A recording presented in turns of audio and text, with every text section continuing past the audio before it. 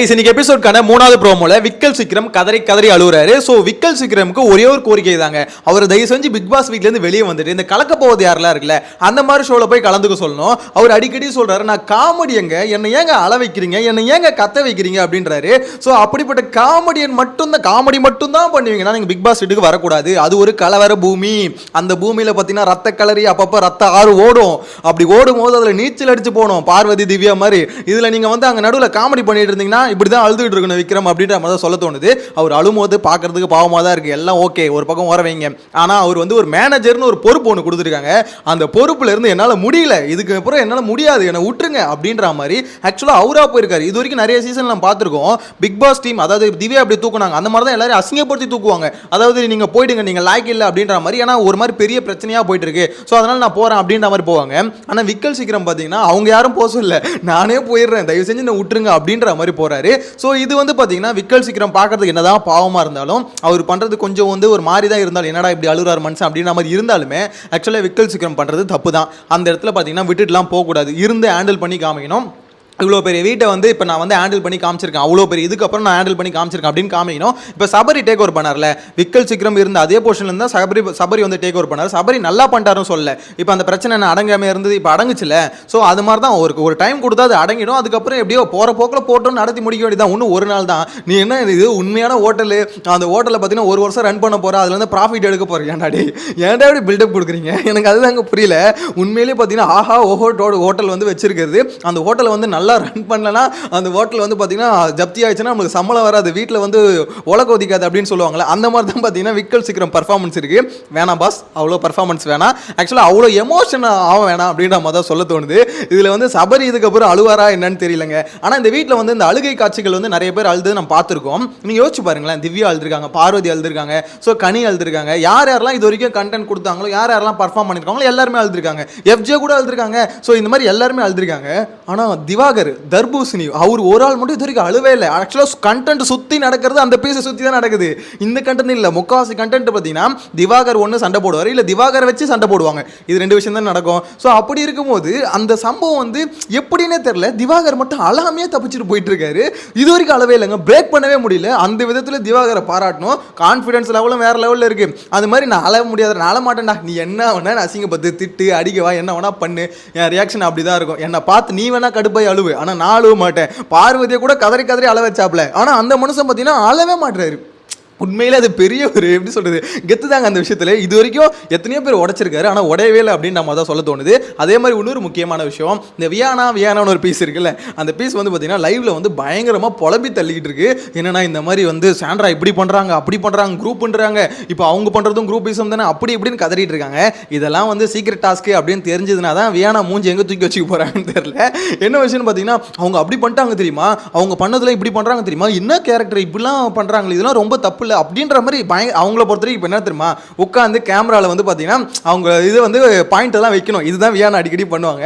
So இப்போ பார்வதியும் கூட சேர்ந்து நானும் என் பாயிண்ட் வைக்கிறேன். சபரி வியானா ஆக்சுவலாக பார்வதி பேசிட்டு இருந்தாங்க. நடுவில் வந்து பார்த்தீங்கன்னா சபரி ஏதோ சொல்ல வரும்போது பார்வதி போயிட்டு இரு என்னோட பாயிண்ட்டை வந்து நான் ரெஜிஸ்டர் பண்ணிக்கிறேன். எல்லாருமே பாயிண்ட்டை ரெஜிஸ்டர் பண்ணுறாங்க. டேய் நீங்கள் நார்மலாக பேசினாலே புரியும், இன்னொன்று பார்க்குறதும் நம்மளுக்கு தெரியுது. அப்படின்னும் போது இதில் வேற என்னடா தனியாக ரெஜிஸ்டர் பண்ணும். இது ஆரம்பிச்சது இந்த வியானா தான். ரெஜிஸ்டர் பண்ணோன்னே இந்த பீஸ் வந்து அடிக்கடி கேமராவை செக் பண்ணி ரெஜிஸ்டர் பண்ணிட்டு இருக்கு. வீக்கெண்ட்ல அதுக்கு ஒரு குறும்படம் போடுங்க விஜய் சேதுபதி அப்படின்னு நம்ம தான் சொல்ல தோணுது. ஏன்னா எப்போ பார்த்தாலும் கேமரா செக்கிங்க, கேமரா பார்க்குதா ஓகே பார்க்குது, இப்போ பாரு பர்ஃபார்மன்ஸ் அப்படின்ற மாதிரி பர்ஃபார்மன்ஸை போடுறது.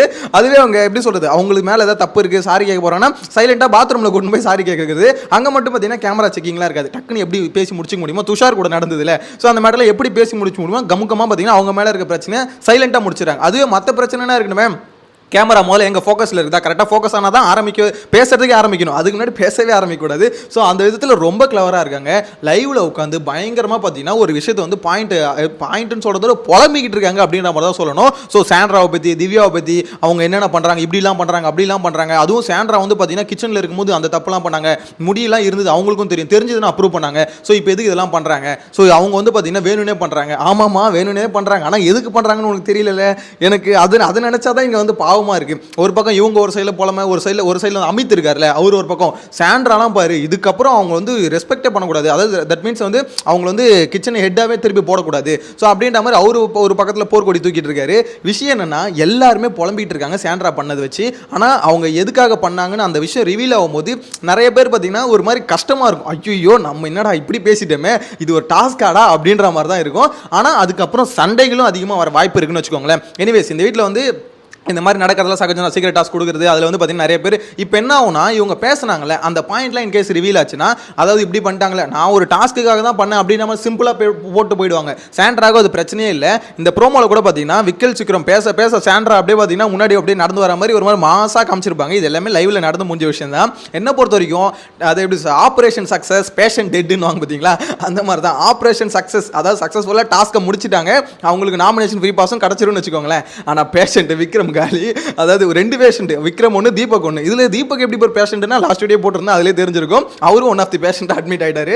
ஸோ இதில் வந்து எனக்கு ஒரு பக்கம் பார்க்க சொல்ல இவங்க பண்ணுறதுலாம் என்னடா இது ஒரு மாதிரி இருக்குது அப்படின்னாலும் கண்டென்ட் கொஞ்சம் புதுசாக இருக்குது அப்படின்றது ஓகே, ஏற்றுக்கக்கூடிய விஷயமா இருக்குது. இவ்வளோ நாள் ஒரே மாதிரி கண்டென்ட் பார்வதி ஃபேமிலியில், அதாவது அந்த அன்பு கேங்கில் யாரோ ஒருத்தர் சண்டை போடுறது ஒரு மாதிரி இன்ட்ரெஸ்டிங்காக இல்லாமல் இருந்ததுல. ஸோ இப்போ இந்த சண்டை ஏன், இது சண்டை தான், கத்துறாங்க தான், சவுண்டு வருது தான், எல்லாமே அக்செப்டபிள் தான். ஆனால் இந்த சண்டையை ஏன் நிறைய பேர் லைக் பண்ணுறாங்க, ஓகே ஃபயரா இருக்கு வீடு பத்திக்கிச்சு அப்படிலாம் ஏன் சொல்றாங்கன்னா, இது வந்து புதுசா இருக்கு சண்டை.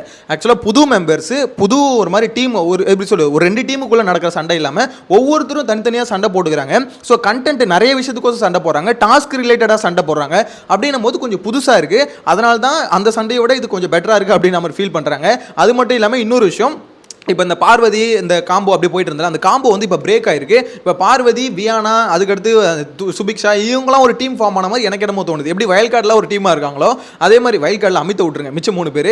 அதே மாதிரி இந்த பக்கம் வியானா, பார்வதி, அதுக்கடுத்து சுபிக்ஷா, இவங்களாம் பார்த்தீங்கன்னா ஆக்சுவலாக வியானாவும் சுபிக்ஷாவும் பார்த்தீங்கன்னா பார்வதி எதுக்கவே மாட்டாங்க, திவாகர் எதுக்கவே மாட்டாங்க.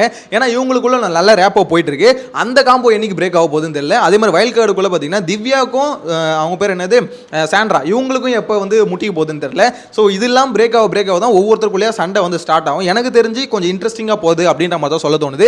ஆனால் விக்கல் சீக்கிரம் பார்த்தீங்கன்னா இந்த ப்ரோமோவில் காமிக்கிற மாதிரி என்னோட காமெடி, என்னோட விக்கல் சீக்கிரம் பிராண்டடா, இப்போ எதுக்கு அந்த பிராண்டை ரெஜிஸ்டர் பண்ணுறேன், எனக்கு அதுதான் புரியல. என்ன பண்ணிட்டு இருக்க நீ, அதாவது விக்கல்ஸ் இப்போ கூட நீ பிராண்டை ரெஜிஸ்டர் பண்ணுற பற்றியா, நான் உங்களுக்காக தான் பண்ணேன், உங்களுக்காக தான் நான் வாழ்றதே, உங்களுக்காக தான், ஏன் இப்படி பண்ணுறீங்க அப்படின்ற மாதிரி பேசுறாருல, அதுதான் கொஞ்சம் அக்செப்ட் பண்ண முடியல. அவங்களுக்காக உங்களை யாரும் பண்ண சொல்ல, உங்களை டாஸ்க்கை தான் ஒழுங்காக பண்ண சொன்னாங்க. உங்களுக்காக பண்ண, நீ உங்கள் நல்லதுக்கு தான் பண்ண, எனக்கு ஸ்டார் கூட வேணாம், உங்களுக்காக யார் உங்களை பண்ண சொன்னா, உங்களுக்காக தான் பண்ணாராம். டாஸ்க்கை ஒழுங்காக பண்ணு, அவன் தப்பு பண்ணுறான்னா தப்பு.